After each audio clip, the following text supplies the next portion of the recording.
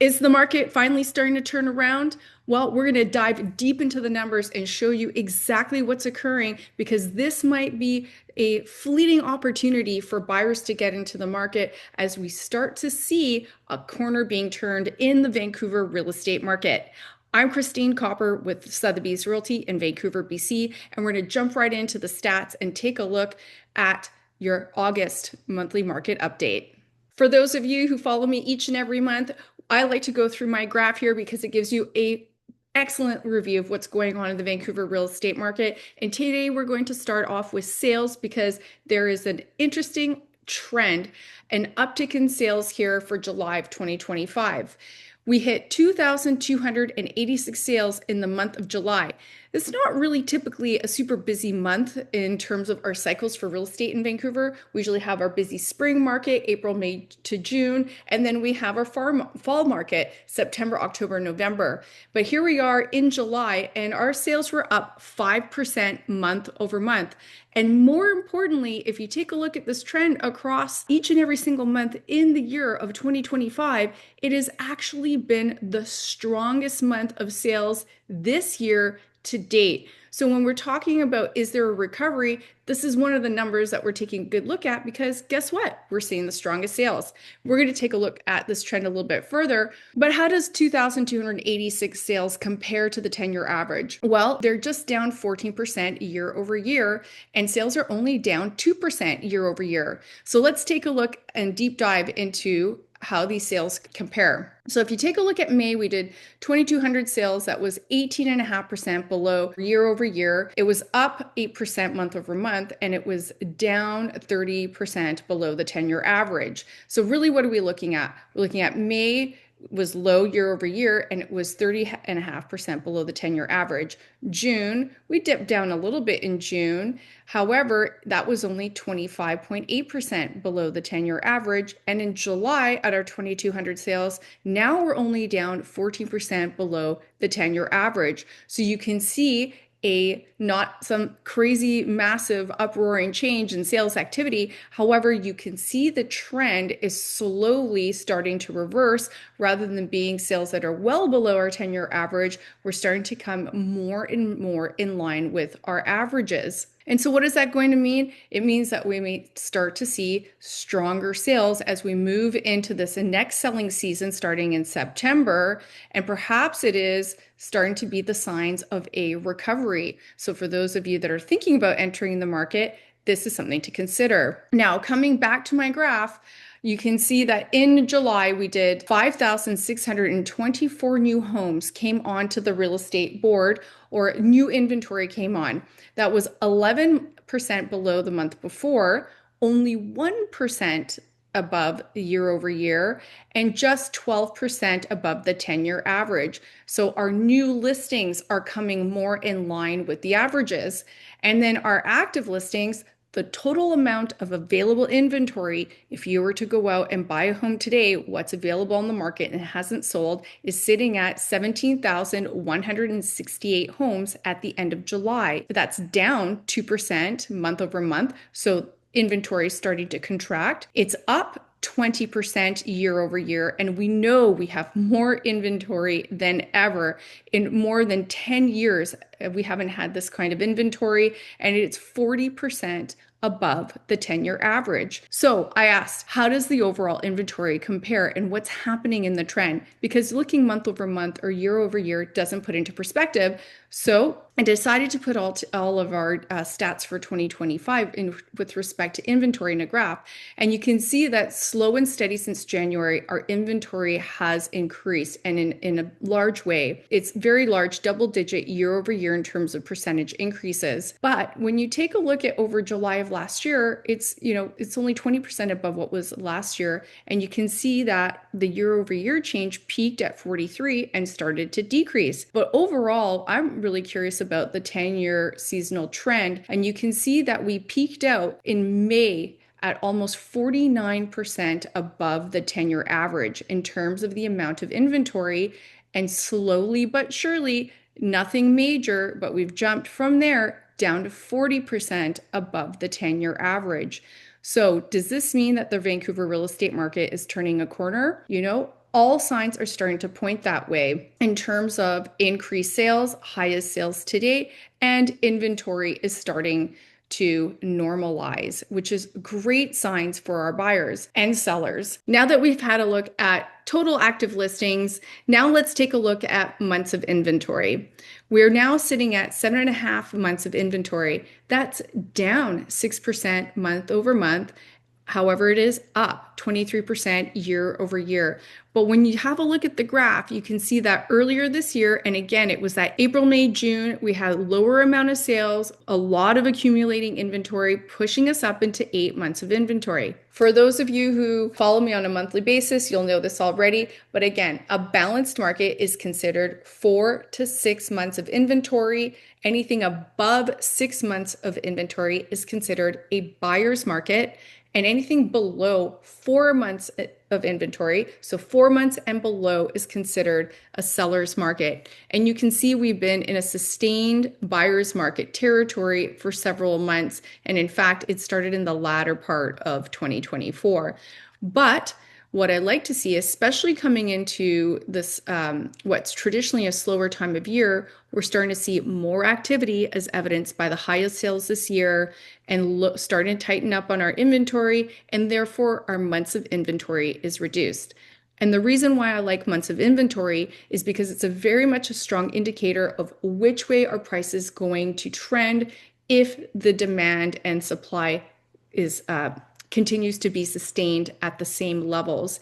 So lo and behold, if this trend continues, we could slowly but surely chew through some of this excess inventory and come into more stable market conditions, which would be great for the overall market, for buyer and seller confidence. However, the window of opportunity to negotiate great deals for buyers will slowly be eroding if that is the case. Now, benchmark price, we are sitting at 1.165 million. That's down 1% year over year and just down 3% year over year. So overall, it's been about 3 to 4% a decrease in the overall benchmark price and about 5 to 10% decrease from the all-time peak of the market a couple of years ago after COVID. Anecdotally on the street, we are definitely seeing an uptick in activity. We've been talking about it amongst our group in our brokerage and other realtors. More phone calls, more showings, more offers, multiple offers. In the month of July, I think we had 5 clients reach out to us on the same day.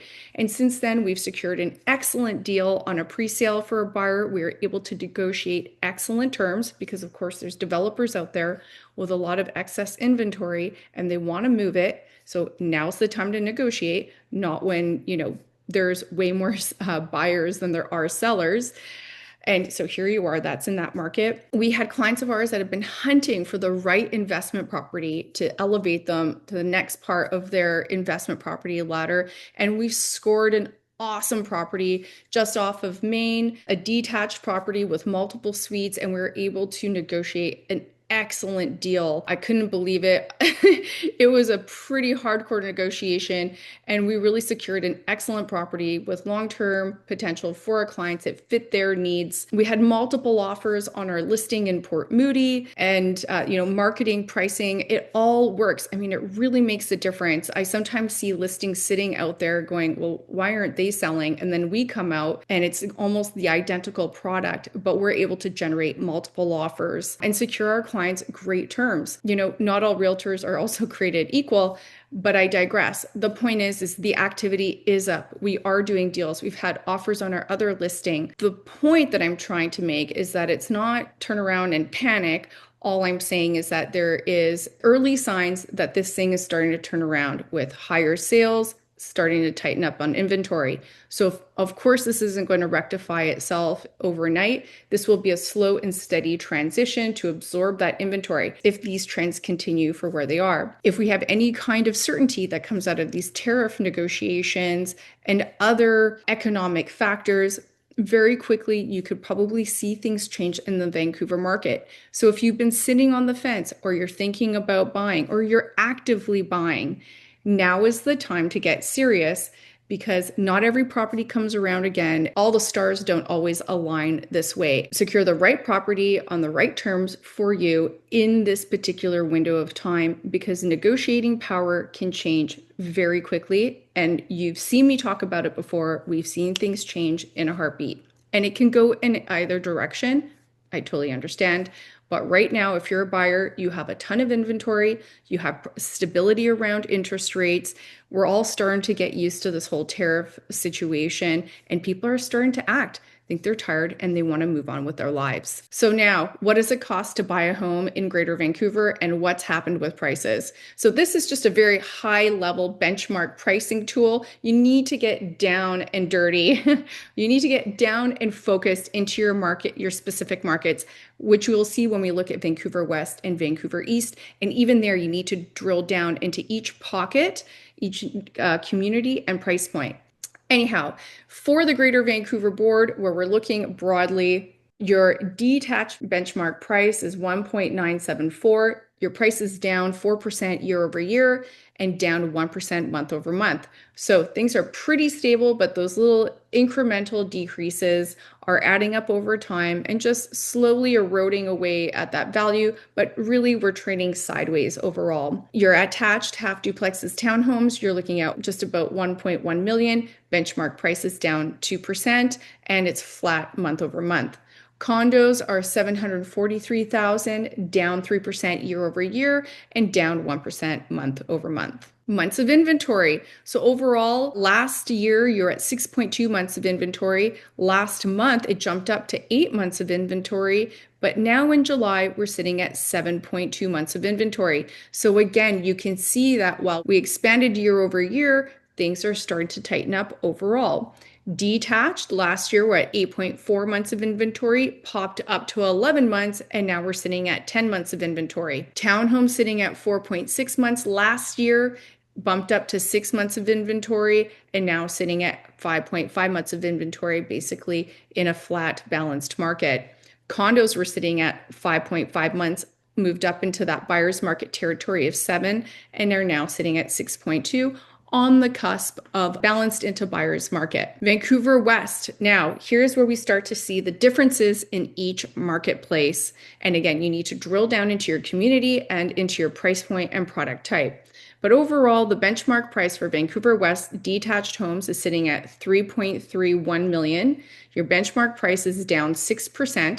So stronger than some of the other product types, mainly because of price point, and benchmark is down 3% month over month. So there was a little bit of a stronger downward pressure in prices there last month. Townhomes are sitting at 1.4 million. Benchmark is down 2% year over year and down 1% month over month. Condos are sitting at 820,000, down 3% year over year in price and down 1% month over month. Now, months of inventory is really interesting for Vancouver West. You can see detached last year was almost 11 months of inventory, so heavy buyer's market, popped up to about 12 months of inventory last month, and then, in June, and then in July, increased just slightly to almost 13 months of inventory. So very much sitting in a buyer's market, and more so than you were last year. Townhomes were in a buyer's market last year, tightened up to about 6 months of inventory in June, but then jumped up in July. Now almost 10 months of inventory. And I want to note, it's not a sudden increase in inventory. It was just a significant decrease in sales, with inventory staying relatively flat for the townhouse segment here. So it's just sales dropped off for townhomes in July. Condos sitting at almost 7 months of inventory a year ago, bumped up to 7.8 in June, but tightened up slightly in July. So again, you can see not all market segments operate the same, but you can see an overall tightening in inventory in much of the product in the marketplace. Now, Vancouver East, we have benchmark price almost 1.8 for a house in East Van. Benchmark price is down 4% year over year and 2% month over month. So you see those larger decreases again in that higher price point. Townhomes sitting at 1117, down 2% year over year and up 1% month over month, with condos sitting at 679,000, down 3% year over year, and down 1% month over month. Now let's take a look at months of inventory. So detached homes a year ago, you were sitting at about 7 months of inventory, popped up to about 8 months of inventory. So nothing crazy year over year, but really jumped up to 11 and a half months of inventory. So we're really into the buyer's market here. And again, I think this is mainly just a drop off in sales in the month of July for detached homes on the east side. So again, the higher months of inventory you see, this is your opportunity, if this is a market segment that you're looking at, to really take advantage of current market conditions. Townhomes were 5.8 months of inventory a year ago, tightened up to 5.3 months of inventory, so balanced market, and pretty much tightened up just a little bit in July. So very flat, balanced market for townhomes in Vancouver East. Condos were at 4.9 months of inventory a year ago, jumped up to about 6.1 into that buyer's market territory, and then fell back into balanced market territory. Again, you can reiterating in Vancouver West and Vancouver East, we are seeing a tightening of months of inventory in these market segments. Now, I want to take a moment to compare how are we doing for the first half of the year and compare it to years past. And you can see that we're sitting at about 12,000 sales between January and June of 2025. That's slightly lower than the year previous, slightly lower than the year previous to that, and of course, very much below the years 2021 and 2022, which were absolutely out of this world spectacular amount of sales, way above the 10-year average. So they're well above out of the norm. Now, while things have been slower and inventory has been increasing, we're also noting that sales aren't as bad as they have been back in 2019 and 2020. And I think that this gives a solid footing to our real estate market, especially if total inventory does stabilize here and slowly but surely starts to tighten up. And I think this is a strong possibility as we move ahead into the latter half of 2025 and into 2026. I think a lot of this is going to come down again to clarity in the market with the trade situation and overall interest rates. What's happened in the last couple of months since our last market update? Well, the Bank of Canada held interest rates steady, so that creates some stability in the marketplace. We know where interest rates are sitting. You know, they're about 4 to 4.25%, both on the variable and the fixed rate side. They're very close in terms of where they're at today. Fixed rates did have a small increase recently because there has been a bit of activity in the bond market, which we'll have a look at, pushing those fixed rates up. However, the bond market has subsided and now it's trading below 3% again. So that's great news for fixed term rates. And of course, while they're not in the threes, although we have seen some sub 4% interest rates, it is a good interest rate in perspective when a year or two ago we had rates at the 6% level. So this is fantastic for anybody coming into the market with the trade tensions and still some of that underlying inflation and unknowns from the tariffs and how that can impact inflation. The Bank of Canada is holding rates here. I suspect they're going to hang on to that opportunity to decrease rates if they need to, if they find that our overall economy is underperforming, but are not prepared to decrease rates at this time so that they don't use all their ammunition before they really need to. And so here you can see the 5-year bond rate just sitting below 3%, but it was over 3% just not too long ago in July. Unemployment has ticked up overall a little bit in BC.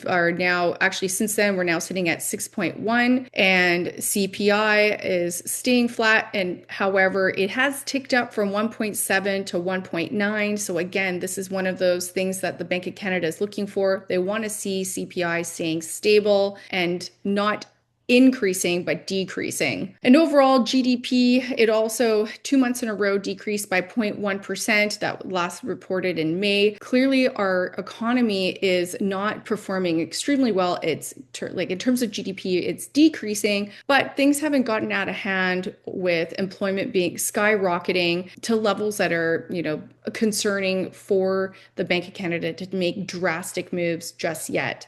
It is unfortunate, though, because we know that these economic market conditions and government policy are impacting the construction sector. And as projects continue to complete, No new projects are coming into the pipeline, or developers are starting to shelve projects. And those construction workers and all of their staff will start to be laid off, and we will start to see more pressure on our economic performance and unemployment, which will be considerations for the Bank of Canada. Now, here is a graph that just shows you how much product is currently under construction versus the completions that are coming up, and then the new home starts, which are basically decreasing. And there's not a lot of new starts coming on the market. So with Prime Minister Mark Carney's goal of, having 500,000 new homes a year is completely unlikely. And that is why, while we are in a short to midterm oversupply of real estate, we are structurally undersupplied for housing in this country. So we're going through this period of time where there's lots under construction,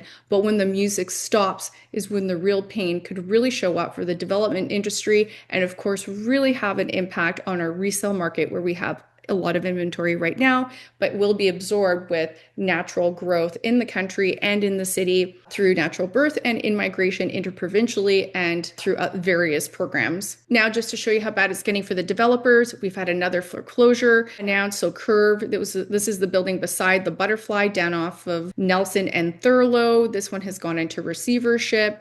And unfortunately, it was going to be the tallest passive house building in the world, and this project just couldn't make it. It was a super high technology, supposed to be a luxury building with a major social housing component. They relaunched this project twice. The second time, they actually made a deal with the city of Vancouver, where they made a cash payment to the city in order to put the social housing offsite in a different location to try to attract the buyers to help with their sales, but they just weren't cutting it.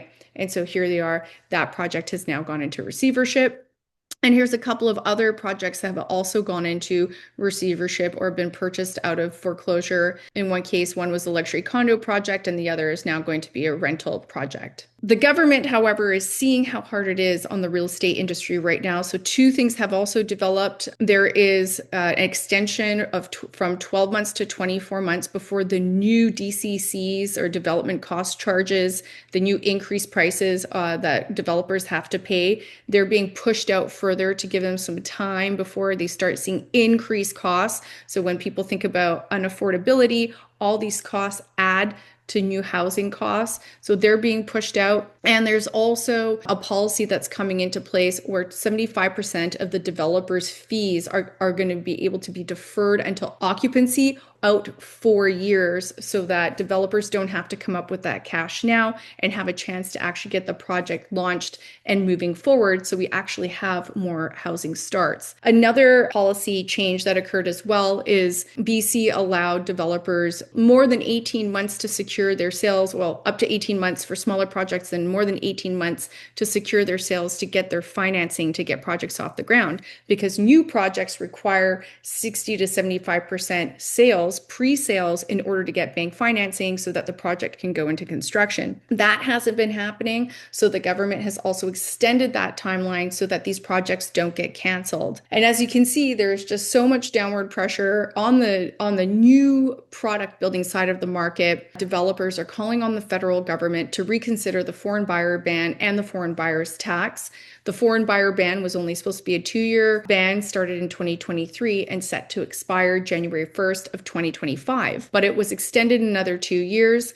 And now the local developer market is calling on the government to consider a tweak on this ban and allowing foreigners to buy pre-sale projects, but not resale projects. So to preserve the resale housing for locals at local pricing, but allow foreigners who are interested in participating in pre-sale projects to participate in those type of investment opportunities, because most of the time it's investors that are purchasing pre-sale as opposed to end users, because most end users want housing now and they don't have the patience to wait the 2, 3, 4, 5 years for the projects to complete.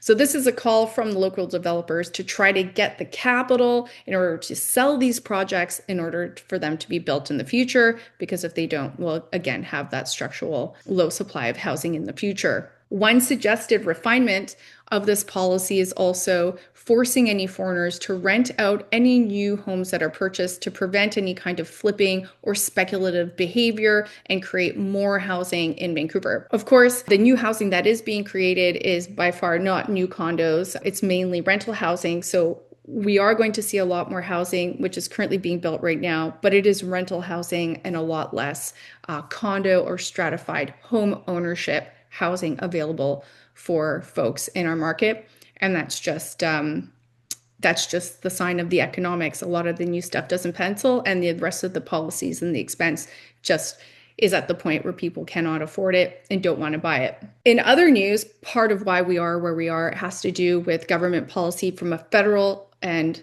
provincial as well as municipal level. And recently, something that really hasn't been talked about too much is there's been a shuffle in the BC cabinet. And so Ravi Kahlon has actually been moved from housing minister into jobs minister, and now Christine Boyle is becoming the new housing minister. And so hopefully the industry is looking for her to be a little bit more collaborative and working with the private sector in order to help create more housing and resolve some of the issues and the crisis that we're experiencing in the real estate market here. In completely other news, what's happening in the Vancouver real estate market, the city council has approved a 20-year plan to revitalize Granville Street, which was once buzzing with entertainment. I remember going to Capital 6 when I was a kid to go watch the movies, and you had the local theaters that were thriving. And now that street face has really changed. It doesn't feel safe. It doesn't feel clean.